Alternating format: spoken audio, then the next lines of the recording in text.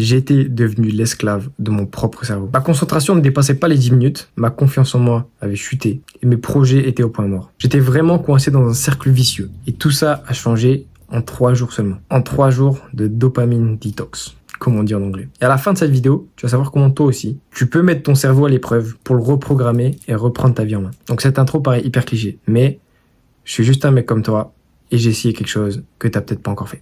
Donc tout s'est déroulé en 3 jours, ou plutôt en 3 étapes, par lesquelles je vais te raconter mon expérience et te donner mes résultats honnêtes sur comment ça a changé ma vie. Donc je pense que la dopamine, j'ai plus trop besoin d'expliquer ce que c'est. Tout le monde aujourd'hui est un peu au courant. C'est, mais je vais le redire, c'est l'hormone du plaisir que sécrète ton corps quand il sent qu'il a accompli quelque chose et avec laquelle il se récompense. On va dire que ça là, sur le graphique que j'ai fait à la main, imaginons que ça c'est vraiment le taux moyen de dopamine d'il y a 20-30 ans, ou le taux de dopamine moyen de nos grands-parents. Ça, c'est le taux de dopamine qu'on a maintenant, nous les jeunes. Il est, vous le voyez, monstrueusement haut comparé à ce qu'il devrait être, et c'est en grande partie grâce à plusieurs facteurs, dont les réseaux sociaux. Désolé pour la faute. Sur les réseaux sociaux, évidemment, vous consommez des vidéos courtes à l'infini, donc juste avec un mouvement d'un pouce, vous passez à une autre vidéo sur un autre sujet, avec une autre musique, un autre rythme, et vous êtes constamment stimulé. Le sucre, pareil, vous bombardez votre cerveau, vous lui donnez de l'énergie, il se fatigue, vous lui en redonnez, il se fatigue, tout le temps stimulé. La musique, ça influence de ouf votre comportement, vos pensées, etc. Ça, je vais pas le dire, je peux pas le dire. J'ai pas besoin d'expliquer pourquoi. Pareil, Netflix, que ce soit Netflix ou YouTube, tous les films, séries, vidéos que vous regardez pour vous divertir, pour penser à autre chose, c'est juste de la récompense gratuite pour votre cerveau sans rien accomplir. Et les problèmes, en tout cas que ça crée chez moi, c'est d'abord une concentration vraiment éclatée. Une concentration qui ne dure pas du tout intense, qui durait pas plus de 10 minutes. Zéro motivation aussi. Et plus de motivation à rien faire. Limite, je loupais des rendez-vous clients, enfin des rendez-vous de vente, on va dire. Plus de discipline et j'étais coincé dans un cercle vicieux. Donc je passais trop de temps sur les réseaux sociaux. Donc je travaillais pas. Et vu que je travaillais pas, j'avais pas de résultats. Et vu que j'avais pas de résultats, j'étais démotivé. Et vu que j'étais démotivé, je passais du temps sur les réseaux pour oublier. C'était vraiment un cercle vicieux qui marchait dans les deux sens. Et pour ça, j'ai décidé de prendre une décision radicale et suivre un processus en 3 jours. J'ai fait un peu sur un coup de tête, mais je me suis dit, ok là, il faut vraiment que je confronte mon cerveau, mon esprit. Donc voilà comment ça s'est passé. Premier jour, j'ai vraiment tout coupé.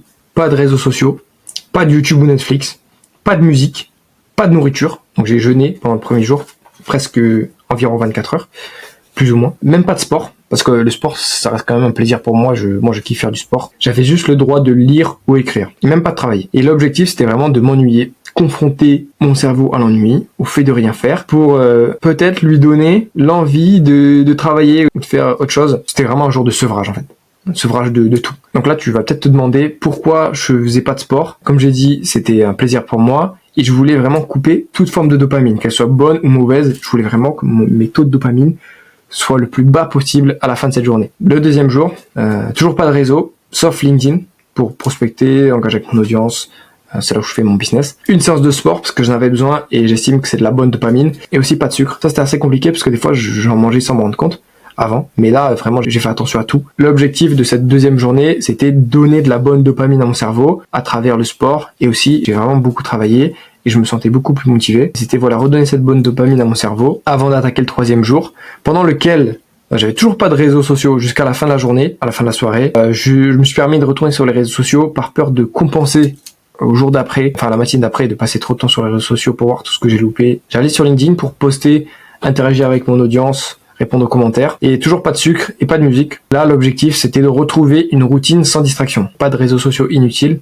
comme Insta, Snap, TikTok, ou même les shorts YouTube, malgré le fait que voilà, j'avais besoin de, par exemple, Insta pour poster du contenu, tout ça. Là, je voulais même pas prendre le risque. Concernant les résultats, premier jour, j'étais frustré. J'étais peut-être consciemment ou inconsciemment frustré, déjà de pas pouvoir aller sur mon téléphone, mais aussi de perdre du temps, parce que je me suis infligé ça, mais quand même, j'ai subi une journée où j'ai perdu pratiquement une journée, mais qui était nécessaire, parce que je pouvais pas non plus travailler, mais quand même, j'ai réussi, après plusieurs heures, à apprécier l'ennui. Apprécier les choses simples, comme faire une balade, ranger ma chambre, lire ou écrire, même si j'avoue qu'à la fin, lire, ça m'a saoulé. Et même mon cerveau, à la fin de la journée, il a commencé à me dire, ok, mec, viens, on travaille au moins, tu vois, viens, on fait un truc productif. Je lui dis non, même ça, t'es puni.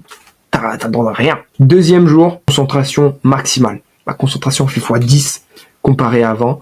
J'étais concentré beaucoup plus longtemps, beaucoup plus intensément, et j'ai kiffé faire des tâches que je détestais. Comme faire la prospection, tu vois, préparer mon contenu, planifier ma semaine, etc. C'est des trucs que j'aime pas faire. Je sais, ils sont nécessaires. Et là, j'ai kiffé faire ces tâches-là. Parce que c'était autre chose que lire ou écrire. Et du coup, mon cerveau, il était content, il se sentait récompensé et par de la bonne dopamine. Aussi, j'avais des meilleures pensées. Ce que j'entends par là, c'est que déjà, j'avais pas toutes les pensées négatives. Voilà, c'est ce sentiment de culpabilité quand j'allais sur les réseaux sociaux un peu trop longtemps. Et je prenais le temps de réfléchir. J'étais beaucoup plus attentif à ce que je faisais, ce à quoi je pensais. Et là, c'est là où entre en jeu le fait de couper la musique. C'est que je me suis rendu compte que la musique, ça influence de ouf nos pensées. Par des messages subliminaux, des mélodies, soit tristes, soit encourageantes, soit qui te motivent. Là, en fait, je pouvais juste me laisser le temps de réfléchir. Ça m'a permis d'être plus créatif, d'être plus organisé et de pas avoir ces pensées parasites. Même reprendre confiance en moi, je peux dire. En une journée. Et mon sommeil était meilleur. Parce que je m'endormais pas en ayant quitté les réseaux sociaux 5 minutes avant de me coucher, quoi. Enfin, 3e jour, c'était le dernier jour de ce processus. Ma concentration, c'était pas aussi bien que le deuxième. Enfin, elle était pas aussi bonne que le deuxième. Mais elle était quand même bien meilleure que d'habitude, bien meilleure qu'avant. Parce que je me suis autorisé à aller sur YouTube. Et du coup, pour chercher la bonne vidéo, je passais d'une vidéo à une autre. J'ai perdu assez de temps là-dessus. Mais quand même, j'étais hyper productif dans la journée.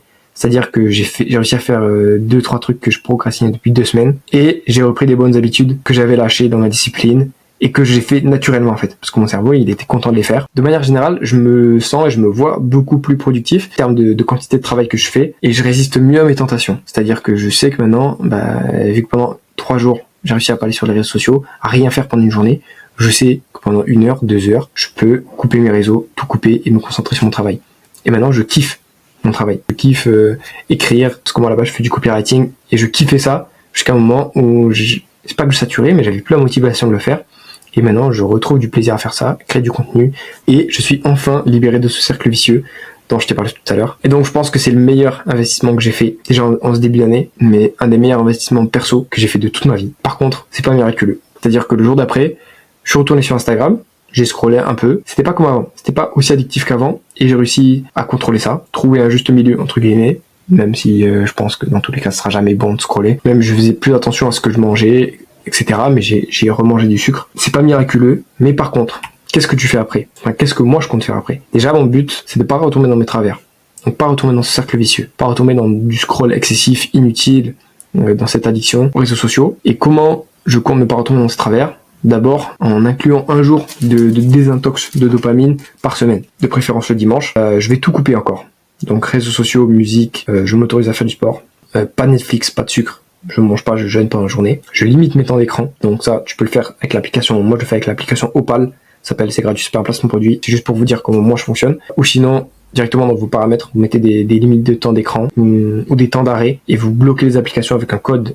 Et ça doit être une autre personne qui a ce code, une personne proche de vous. J'essaye de remplacer mon téléphone par de la lecture. Dès que j'ai un peu de temps, je sais que je peux facilement aller sur Insta sans m'en rendre compte. Donc j'essaie de me forcer à remplacer ça par de la lecture. Comment toi tu peux faire pareil ? Donc soit tu fais comme moi, tu fais le même processus si t'as le temps ou si t'as pas de contraintes. Ou sinon, tu trouves ce dans quoi tu passes le plus de temps, que ce soit bon ou mauvais. Par exemple, moi j'ai enlevé le sport. Et coupe tout ce dans quoi tu passes le plus de temps pendant le plus longtemps possible sans que ce soit contraignant. Parce qu'imagine, je sais pas, tu travailles pour une entreprise et t'es community manager, je peux pas te demander de couper les réseaux sociaux pendant une journée. Mais remplace ce que tu peux remplacer. Remplace le scroll par de la lecture, tu remplaces la musique par des podcasts, remplace tout ce que tu peux remplacer. Même si tu peux pas jeûner, essaye de manger que des fruits et tu commences par une journée. Si t'es pas prêt à faire 3 jours, commence par une journée et essaye de faire une journée par semaine. Et en fait, il faut viser sur la durée. C'est pour ça que j'ai dit que c'était pas miraculeux. C'est un processus qui va demander beaucoup de temps, à mon avis, pour remettre les taux de dopamine au plus bas possible. Et il faut le faire régulièrement. Et ça va paraître un peu cliché ce que je vais dire. Et comme tu peux le voir, il y a une nouvelle version de toi qui est accessible rapidement. C'est-à-dire que là, en 3 jours, je me suis redécouvert. Je suis beaucoup plus productif, beaucoup plus concentré. Et peut-être que toi aussi, t'es bloqué dans ce